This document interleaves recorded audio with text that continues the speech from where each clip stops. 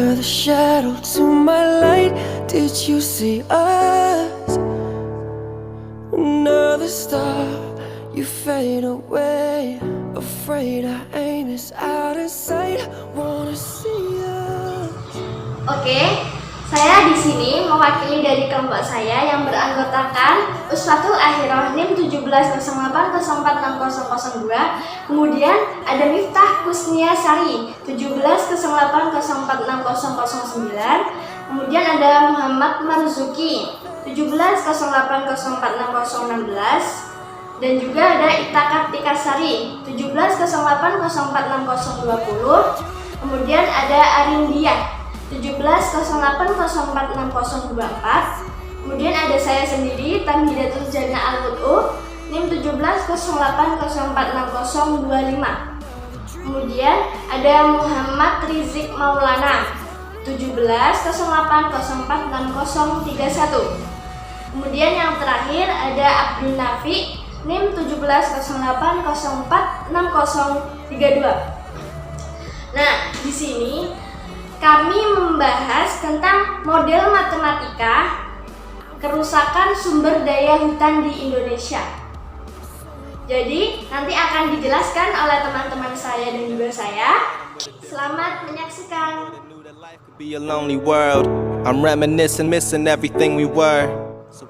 Ya, di sini saya akan membahas materi yang pertama, yaitu tentang latar belakang materi yang akan kita bahas pada kali ini, yaitu kerusakan sumber daya hutan di Indonesia. Jadi apakah kalian tahu bahwasanya kerusakan hutan itu dapat menurunkan produktivitas sumber daya hutan, sehingga hutan tidak mampu lagi memberikan manfaat yang optimal kepada kita. Berdasarkan data dari Kementerian Lingkungan Hidup pada tahun 2007 menerangkan bahwa kerusakan lahan dan hutan di Indonesia telah mencapai 59,2 juta hektar. Kerusakan hutan itu antara lain disebabkan oleh ulah manusia, aktivitas pembangunan, serta pemanfaatan lahan hutan menjadi perkebunan. Upaya perbaikan kondisi hutan yang rusak itu perlu dilakukan untuk mengurangi dampak negatif yang beruntun dari kerusakan hutan tersebut. Nah, untuk mengurangi dampak negatif dari kerusakan hutan dan untuk meningkatkan produktivitas sumber daya hutan diperlukan pembangunan hutan di luar kawasan hutan, yaitu seperti halnya hutan rakyat. Nah, masalah kerusakan sumber daya hutan di Indonesia juga dapat dimodelkan ke dalam model matematika. Model matematika yang digunakan ini pada kerusakan sumber daya hutan itu adalah model matematika kompartemen. Nah, berdasarkan model dilihat bagaimana gangguan yang disebabkan oleh populasi penduduk, bisa kepadatan industri, dan juga bisa yang dapat menyebabkan kerusakan pada sumber daya hutan lainnya, sehingga dapat diambillah langkah untuk menanggulangi kerusakan hutan agar tidak terus-menerus terjadi. Melihat hal-hal di atas tadi, maka dilakukanlah sebuah penelitian, yaitu penelitian ini yang kami bahas yaitu tentang model matematika kerusakan sumber daya hutan di Indonesia. Nah, hasil penelitian ini diharapkan bisa bermanfaat, bisa berguna untuk peningkatan hasil dari hutan rakyat di masa yang akan datang. Baik, sekian dan terima kasih pembahasan tentang latar belakang. Kemudian untuk materi selanjutnya akan disampaikan oleh teman saya. Terima kasih. Baik, saya akan sedikit menjelaskan tentang objek pengamatan. Objek pengamatan kali ini ada 3. Yang pertama yaitu sumber daya hutan, dan yang kedua ada kepadatan populasi penduduk, yang ketiga ada kepadatan industri. Indonesia memang merupakan salah satu negara yang memiliki hutan terluas di dunia. Sehingga sumber daya hutan yang kaya ini, masyarakatnya menggantungkan hidup dan mata pencahariannya dari hasil hutan tersebut. Indonesia juga merupakan negara dengan kepadatan penduduk yang paling tinggi. Meningkatnya pertumbuhan populasi penduduk akan menyebabkan peningkatan kebutuhan lahan, baik lahan untuk perumahan, pembangunan sarana prasarana, pembangunan area industri, sebagai pertanian, dan lain sebagainya. Luasnya kawasan hutan di Indonesia menjadi salah satu faktor pendukung perkembangan industri kehutanan di Indonesia. Industri ini yang paling pesat diantaranya yaitu kehutanan. Salah satunya ada industri kayu dan industri kertas. Meningkatnya industri perkayuan juga meningkatkan permintaan kebutuhan kayu. Sehingga dalam jatah tebak industri tahunan, pasukan kayu tidak akan mampu mencukupi permintaan kebutuhan tersebut. Sehingga untuk menutupi kekurangan bahan baku kayu, industri pengolahan kayu akan melakukan penerbangan melebihi jatah yang telah ditetapkan. Dengan adanya kondisi tersebut, sehingga kerusakan sumber daya hutan yang ada di Indonesia akan selalu meningkat. Terima kasih.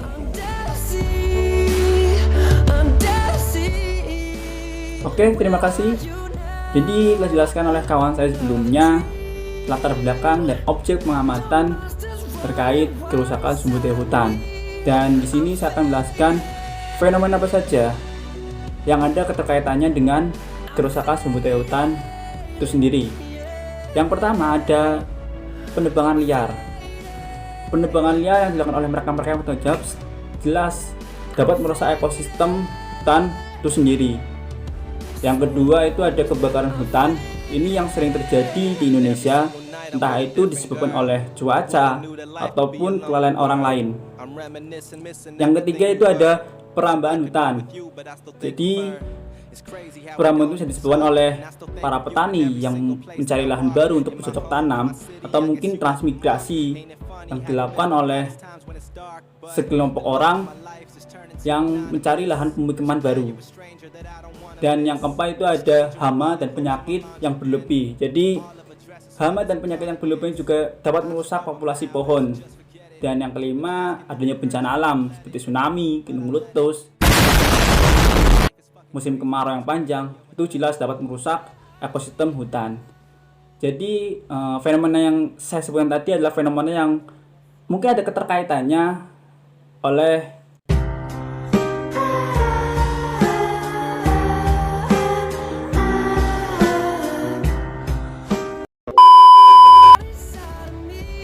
Oke, jadi yang saya sebutkan tadi adalah fenomena yang ada keterkaitannya dengan kerusakan sumber daya hutan itu sendiri.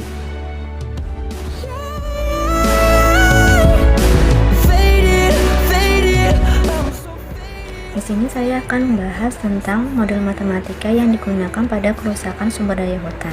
Terdapat 3 variabel yang digunakan, yaitu variabel H yang menunjukkan kepadatan sumber daya hutan, variabel P yang menunjukkan kepadatan populasi penduduk, dan variabel I yang menunjukkan kepadatan industri. Kemudian saya akan bahas salah satu variabel, yaitu variabel H, yang mana bentuk modelnya adalah DH dt sama dengan S dikali 1 dikurangi H per L dikali H dikurangi alfa dikali P dikali H dikurangi beta dikali I dikali H. Kemudian saya akan membahas mengapa terdapat tanda positif dan tanda negatif pada model tersebut. Perhatikan diagram tersebut, khususnya kotak H. Pada kotak H terdapat 3 panah, yaitu 1 panah masuk dan 2 panah keluar. Panah yang masuk akan memberikan nilai positif dan panah yang keluar akan memberikan nilai negatif. Panah yang masuk pada kotak H dan bernilai positif adalah S dikali 1 dikurangi H per L dikali H. Dan panah yang keluar dari kotak H dan bernilai negatif itu ditunjukkan oleh alfa dikali P dikali H dan beta dikali I dikali H. Berdasarkan diagram tersebut, maka model dari variabel H adalah dH dt sama dengan S dikali 1 dikurangi H per L dikali H dikurangi alfa dikali P dikali H dikurangi beta dikali I dikali H. Model dH dt itu menunjukkan laju perubahan kepadatan sumber daya hutan terhadap waktu, yang mana dipengaruhi oleh laju pertumbuhan sumber daya hutan secara alami yang dibatasi oleh daya dukung lingkungannya yang ditunjukkan oleh model pertumbuhan logistik. Namun akan berkurang karena meningkatnya kepadatan populasi penduduk yang memanfaatkan sumber daya hutan untuk kebutuhan hidupnya. Kemudian juga berkurang karena meningkatnya pertumbuhan industrialisasi yang memanfaatkan sumber daya hutan sebagai bahan bakunya. Itu merupakan penjelasan dari model variabel H. Menjelaskan model yang nomor 2 yaitu laju perubahan kepadatan populasi terhadap waktu itu dipengaruhi oleh pertumbuhan individu secara alami yang dibatasi oleh daya dukung lingkungannya yang ditunjukkan dengan R dikali 1 min P per K dikali P, sehingga dP per dt itu sama dengan R dikali 1 min P per K dikali P. Kemudian laju perubahan kepadatan populasi juga dipengaruhi oleh adanya sumber daya hutan yang tersedia yang dapat mendukung dalam hal untuk pemenuhan kebutuhannya, sehingga modelnya diperoleh dP per dt sama dengan R dikali 1 min P per K dikali P, nah ditambah alfa kali alfa 1 P dikali H. Dan laju perubahan kepadatan populasi juga akan berkurang karena adanya individu yang mengalami kematian, sehingga modelnya menjadi dP per dt sama dengan R dikali 1 min P per K dikali P plus alfa kali alfa 1 PH min Q0 dikali P. Selanjutnya saya akan menjelaskan mengenai grafik dari permodelan tersebut, yaitu di situ kan terdapat kotak yang ada hurufnya P. P itu menandakan populasi penduduk, kepadatan populasi penduduk. Terus sebelah kiri P itu ada arah panah yang menunjuk ke dalam P, itu alfa dikali alfa 1 dikali P dikali H. Sedangkan yang bagian bawah itu ada yang bagian ke atas itu R kali 1 min P per K dikali P, dan yang menunjuk ke bawah itu berarti keluar dari P, sehingga dia itu minus, menunjukkan berkurang. Itu Q0 P yang melambangkan kematian alami dari kepadatan populasi penduduk tersebut.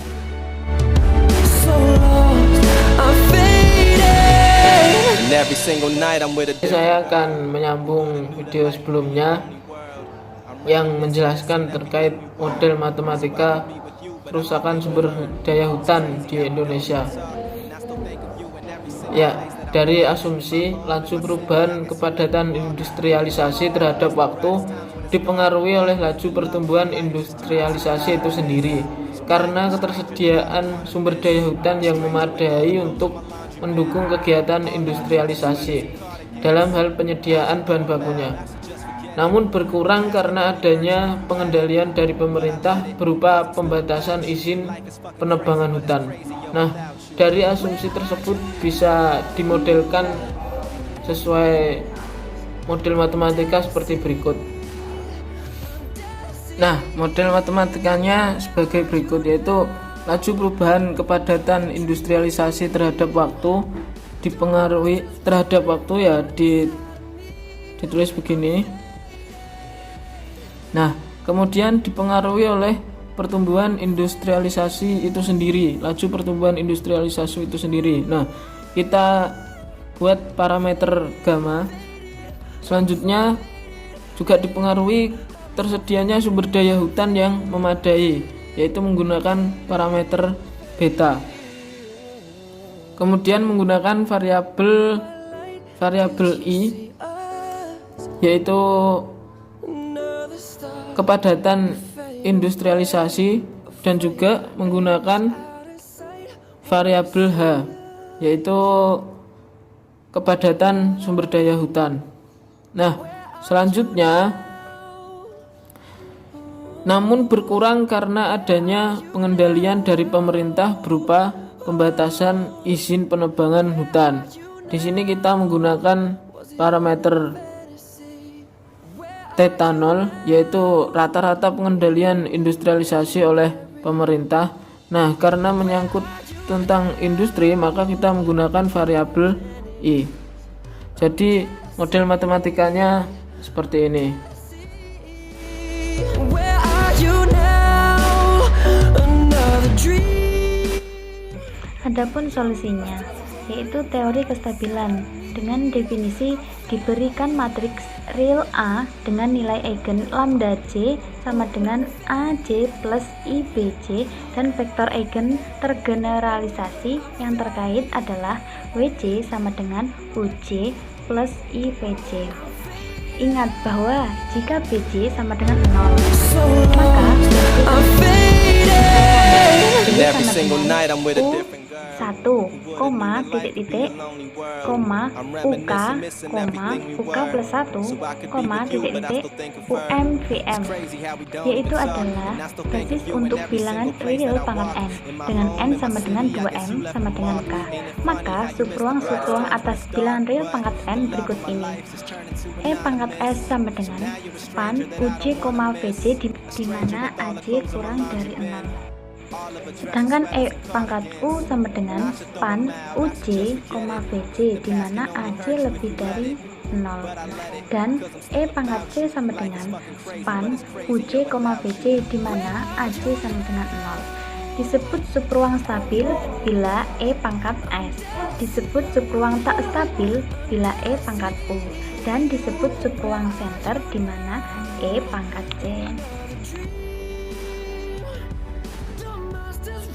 Untuk penerapannya, yaitu berdasarkan pembahasan dari hasil analisis titik tetap tadi, dapat diinterpretasikan bahwasanya pada titik E1 sama dengan L00 selalu ada dan stabil jika R plus alfa 1 L kurang dari Q0 dan Y beta L kurang dari theta 0, yaitu jika jumlah laju pertumbuhan penduduk dan pertambahan kepadatannya karena adanya sumber daya hutan lebih kecil dari laju kematiannya, maka suatu saat populasi penduduk akan habis.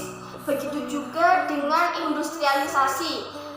Jika hasil kali laju dari pertumbuhan industrialisasi dengan kapasitas sumber daya hutan lebih kecil dari izin penebangan dari pemerintah, maka suatu saat kegiatan industrialisasi akan terhenti pada titik tetap E2 sama dengan H star P star 0 ada dan stabil saat S lebih dari alfa K, yaitu pada saat laju pertumbuhan sumber daya hutan lebih besar dari laju kerusakan hutan oleh populasi penduduk dengan daya yang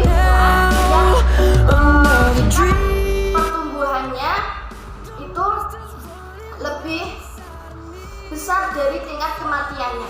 Jadi kemudian untuk titik E3 juga stabil saat Y beta L kurang dari theta 0, yaitu pada saat tingkat pengendalian industrialisasi oleh pemerintah lebih besar dari hasil kali dari tingkat pertumbuhan industri dengan tingkat kerusakan sumber daya hutan oleh industrialisasi dan kapasitas manajemen dari sumber daya hutan.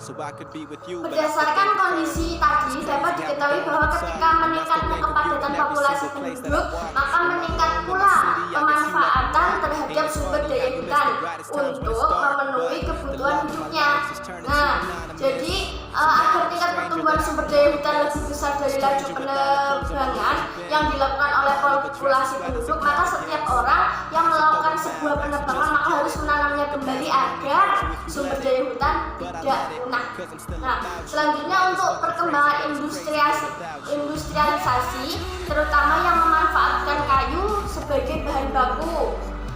Jadi hal ini dikarenakan jika tingkat perkembangan industri lebih besar sementara pengendalian dari pemerintah masih kurang, akan akan menyebabkan sumber daya hutan semakin menurun dan juga mengakibatkan keadaan lingkungan menjadi tidak seimbang dan mengakibatkan kerusakan pada sumber daya hutan. Nah, jadi kesimpulannya agar kerusakan sumber daya hutan dapat berkurang, maka tingkat pengendalian penebangan hutan itu harus lebih besar dari tingkat perkembangan industrialisasi.